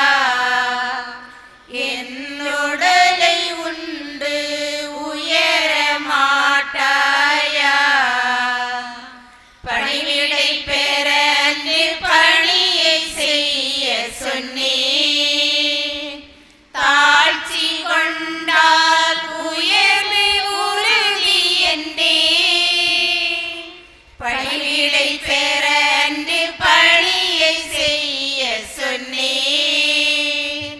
தாழ்ச்சி கொண்டால் உயர்வு உறுதி என்றேன். இதற்கு மேல் நான் என்ன கேட்கின்றேன்? இதற்கு மேல் நான் என்ன கேட்கின்றேன்? உன்னை வாழ செய்ய வாழ்ந்தும் காட்டிவிட்டேன். உன்னை வாழ செய்ய வாழ்ந்தும் காட்டிவிட்டேன். இதை என் நினைவாய் செய்ய மாட்டாயா? என் உடலை உண்டு உயர மாட்டாயா? குருதி அருந்தி திருந்த மாட்டாயா? என் குருதி அருந்தி திருந்த மாட்டாயா? என்னை போல வாழ மாட்டாயா? நீ என்னை போல வாழ மாட்டாயா?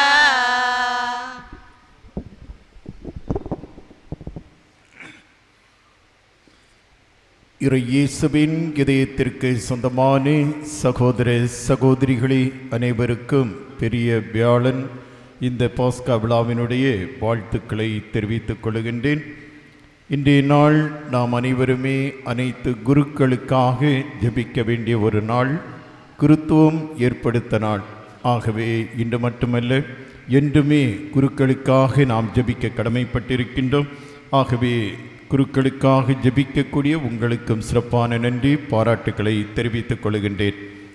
இன்றைய வழிபாட்டை சிறப்பாக சிறப்பித்த அனைத்து இறை மக்களுக்கும் சிறப்பான நன்றியும் பாராட்டுக்களும்.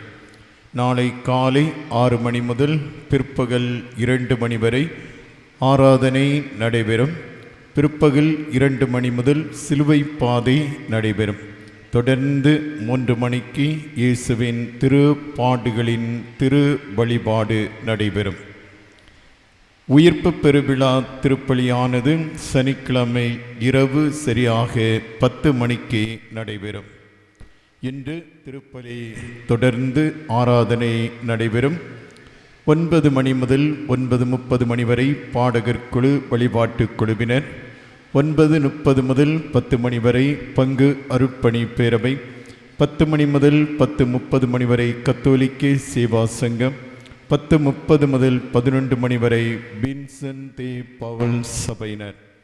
நாளை காலை 6 மணி முதல் 6:30 மணி வரை ஆரோக்கிய அன்னை அன்பியம், 6:30 முதல் 7 மணி வரை மறைசாட்சி தீவு சகாயம் அன்பியம், 7 முதல் 7:30 மணி வரை கிறிஸ்தவ தொழிலாளர் இயக்கம், 7:30 முதல் 8 மணி வரை தூய அந்தோணியார் அன்பியம், 8 மணி முதல் 8:30 மணி வரை தூய சபேரியார் அன்பியம், 8:30 முதல் 9 மணி வரை கிறிஸ்தவ வாழ்வு சமூகம், 9 மணி முதல் 9:30 மணி வரை தூய சூசேப்பர் அன்பியம், 9:30 மணி முதல் 10 மணி வரை தூய மிக்கேல் அதிதூதர் அன்பியம், 10 மணி முதல் 10:30 வரை தூய ஜான் போஸ்கோ அன்பியம், 10:30 முதல் 11 மணி வரை இளைஞர் இயக்கம், 11 மணி முதல் 11:30 மணி வரை மரியாயின் சேனை, 11:30 முதல் 12 மணி வரை அன்னை தெரசா அன்பியம், 12 மணி முதல் 12:30 வரை அடித்தள முழு வளர்ச்சி சங்கம்,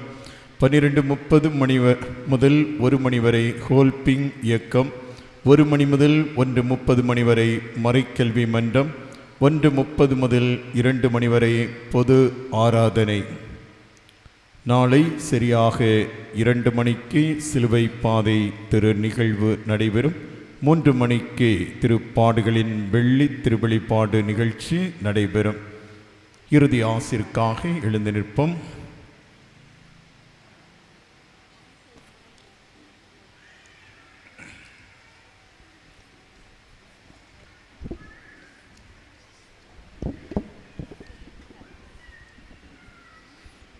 மன்றாடுவோமாக.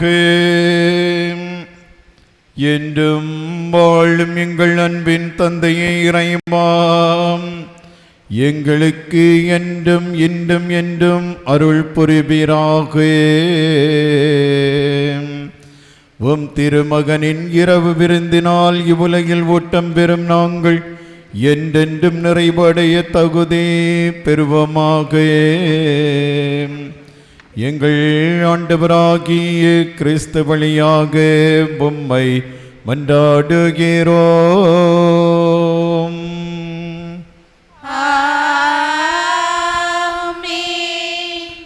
அன்புமிக்கவர்களே, இப்பொழுது தூய்மை மிகு நற்கருணை இடமாற்ற பவனி ஏற்படும்.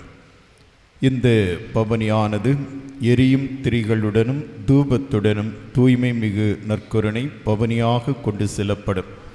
கோவிலின் வலது பகுதியில் இந்த இடம் ஒதுக்கி கொடுக்கவும். இந்த பவனியானது வலது பக்கத்திலிருந்து தொடங்கி இடமாற்றத்திற்காக தயார் செய்திருக்கக்கூடிய இடம் வரைக்கும் வந்து சேரும். இந்த பவனி தகுதியான விதத்தில் நாம் ஏற்பாடு செய்திருக்கின்றோம். ஆகவே எரி திரிகளோடு உள்ள மற்ற இரு பணியாளர்கள் நடுவில் திருச்சிலுவை ஏந்திய ஒரு பொதுநிலை பணியாளர் முன்னின்று வழிநடத்துகிறார். எரியும் திரிகளை கொண்டிருப்போர் பின்தொடர்வர். புகையும் தூப கலத்தை ஏந்தி நிற்பவர் தூய்மை மிகு நற்கருணையை கொண்டு செல்லும் அருட்பணியாளர் முன் செல்வார்.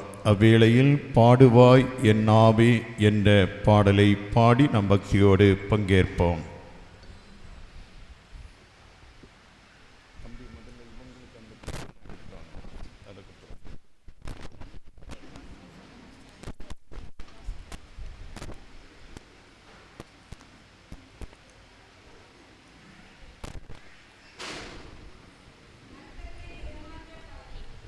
திருவழிபாட்டின் நிறைவு பகுதியாக நற்கருணை புதிதாக அமைக்கப்பட்டுள்ள மேடைக்கு இடமாற்றப்படுகிறது.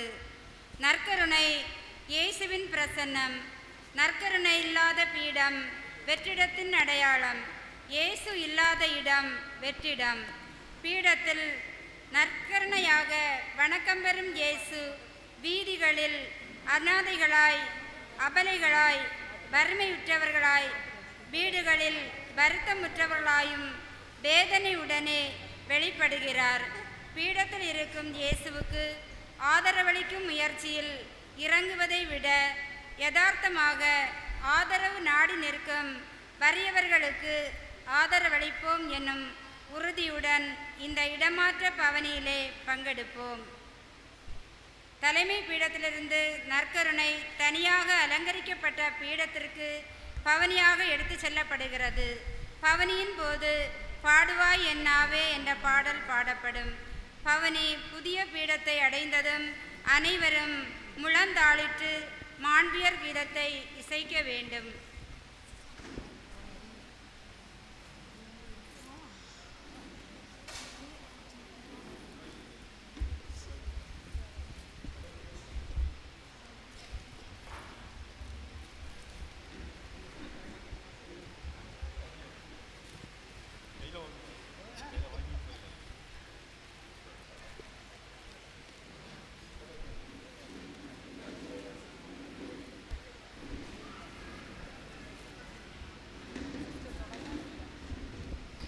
பாடுவாயின் நாவே மாண்புமிக்க உடலின் ரகசியத்தை பாரினரச சீருயர்ந்த வயிற்றுதித்த கனியவர்தம்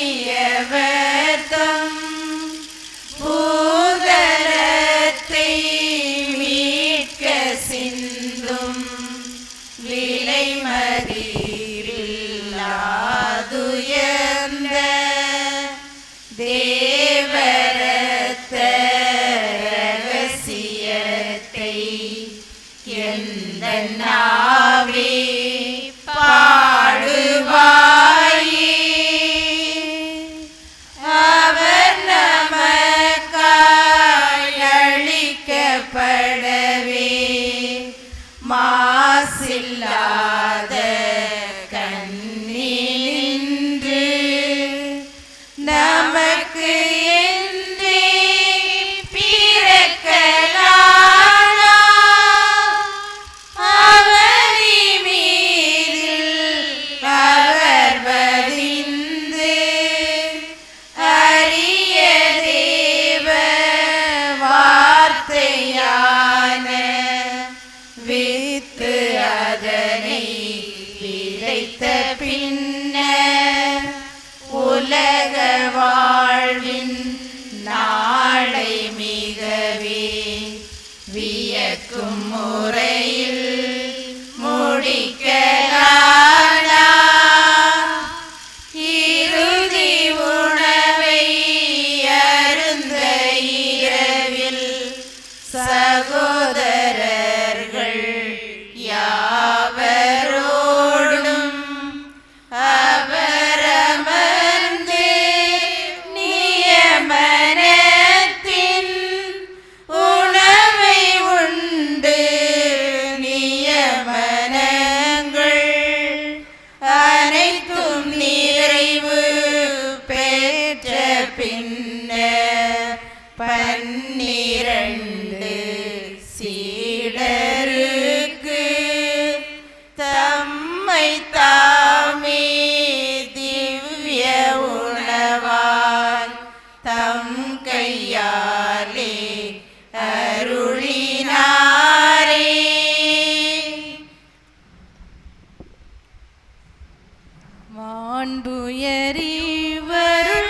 மாண்புயரிவருளனுமானத்தை தாழ்ந்து பணிந்து ஆராதிப்போம்.